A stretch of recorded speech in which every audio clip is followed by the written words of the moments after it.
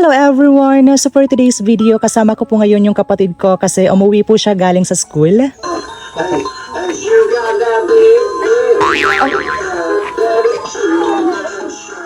And syempre na-miss ko siya kaya magbabanding muna kami sa pamamagitan ng pagti-TikTok guys. Wow. Wow.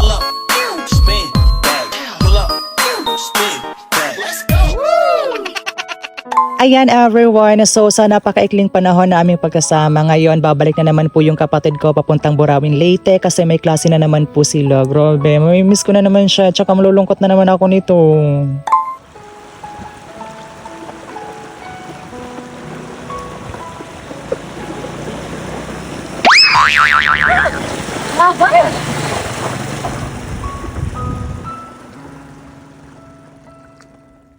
Grabe guys, sobrang hirap po talaga ng daanan dito sa amin pero kagaya po ng buhay, kahit ano pa pong pagsubok, kahit anong lubak yung pinagdadaanan natin ngayon, as long as na may pananalig tayo sa Panginoon, lumaban lang po talaga tayo everyone.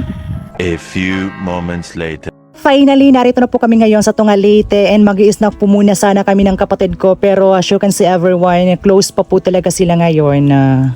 Ayan everyone, so sarado po yung milk tea hook pero uuwi na ngayon yung kapatid ko doon sa boarding house niya. So ito mayroon siyang pabaon, pasalubong para sa kanyang mga ka-boarding, mga classmate, yung balloon. Tsaka yung burger. Sarado pa kasi doon. And of course, bago siya umuwi guys, paibibigay ko ako sa kanya.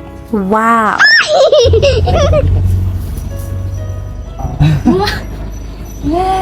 Para doon sa ano niya. Of course, ito yung pinaka Wow.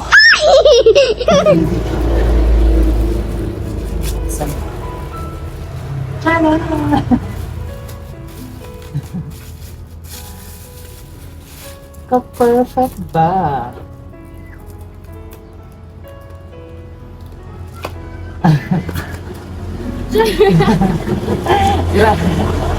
Granada. Ayan, so allowance mo doon.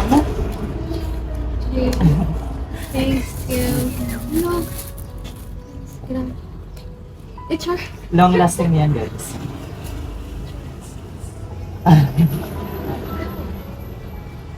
Diba?